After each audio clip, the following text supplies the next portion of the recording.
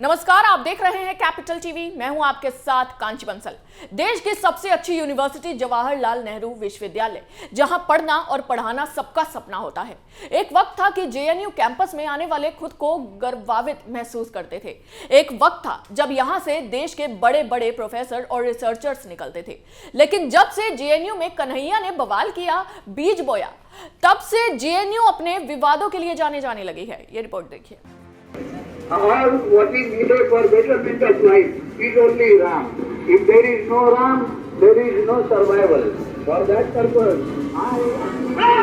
देश की प्रसिद्ध यूनिवर्सिटी जवाहरलाल नेहरू यानी जेएनयू एक बार फिर संघर्ष के मैदान में बदल सकती है, क्योंकि कुछ वामपंथी यहां फिर पैर जमाने की कोशिश में हैं और विवादों को जन्म दे रहे हैं।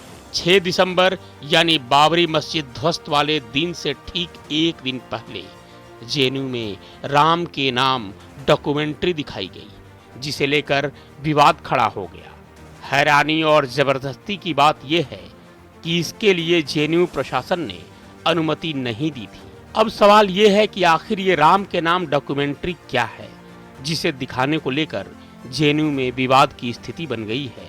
दरअसल ये डॉक्यूमेंट्री भारतीय फिल्मकार आनंद पटवर्धन ने 6 अगस्त 1992 की घटना पर आधारित करके बनाई थी, जिसमें यह दिखाया गया है कि किस तरह से हिंदू राष्ट्रवादी संगठनों ने कैसे अयोध्या में बाबरी मस्जिद को ध्वस्त किया, जिसके बाद पूरे देश में हिंसा का माहौल बन गया।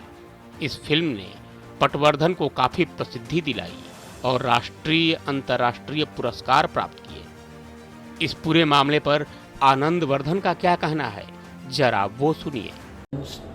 ने तय किया है कि एडमिनिस्ट्रेशन के मना करने के बावजूद आप राम के नाम दिखाने वाले हैं। मैं आपको बताना चाहता हूं कि आपका फिल्म दिखाने का पूरा अधिकार है, इसलिए कि इस फिल्म को यू सर्टिफिकेट सीबीएफसी ने दिया है बहुत पहले। उसके बाद इसको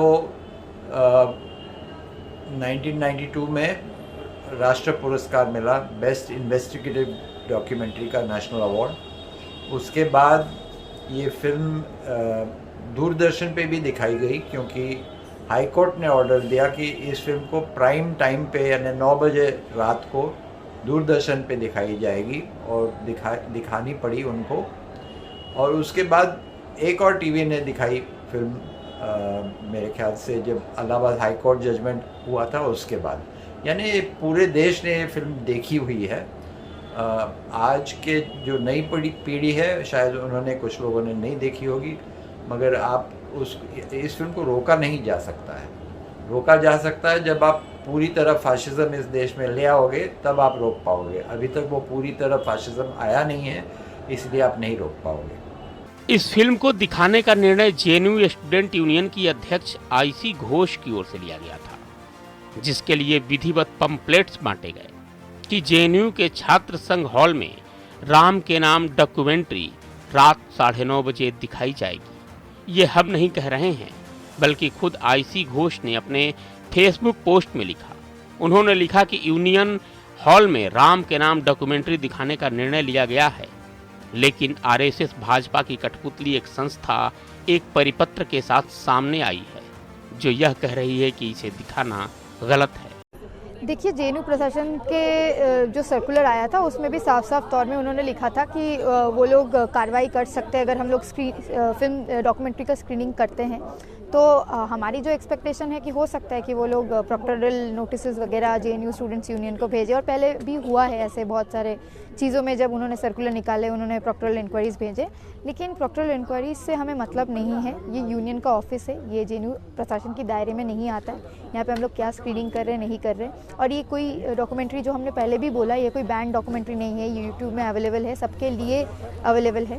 तो इसका हमने स्क्रीनिंग कराया है, हमने कुछ गलत नहीं किया है। अगर इंक्वायरी आएगी उसका भी जवाब जेएनयू स्टूडेंट्स यूनियन की तरफ से दिया जाएगा।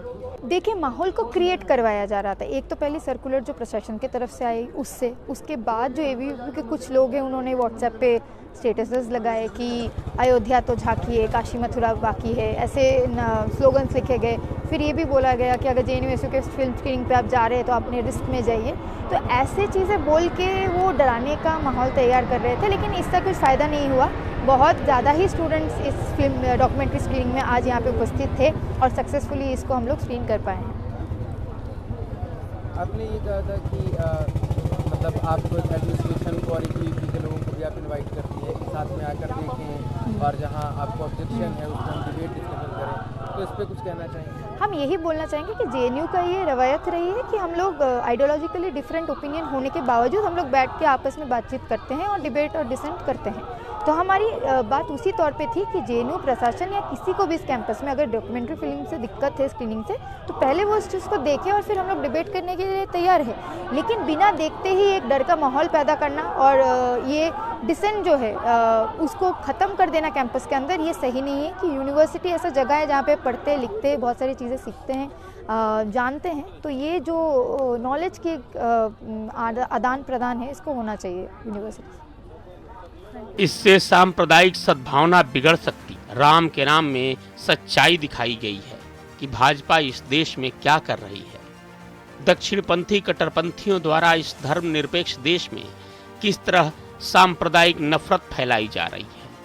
वहीं अपने ट्विटर पर एक वीडियो जारी कर उन्होंने कहा कि इसमें कुछ भी गलत नहीं है।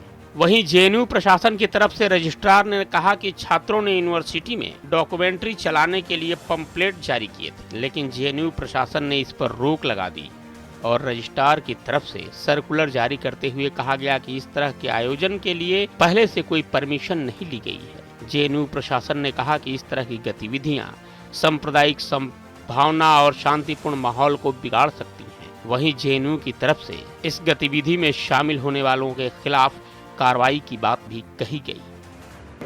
All what is needed for betterment of life is only Ram. If there is no Ram, there is no survival.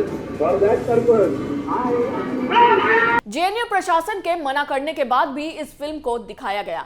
इस पर अब बवाल हो रहा है। दरअसल अब JNU के बारे में जब से कई तरह के खुलासे होने लगे हैं, तब से यहाँ के वामपंथियों की परेशानी बढ़ गई है। वहीं दूसरी तरफ ये मनमानी पर उतर आए हैं जो अपने हिसाब से JNU को चलाना चाहते हैं। अभी के लिए बस इतना ही। देखते रहिए कैपिटल टीवी। जय हिंद।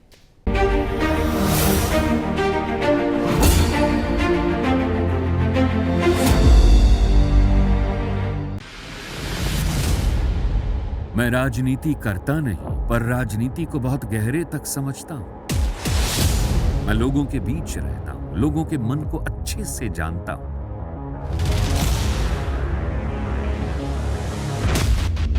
पब्लिक और पॉलिटिक्स की हर नब्ज को खूब पहचानता हूं।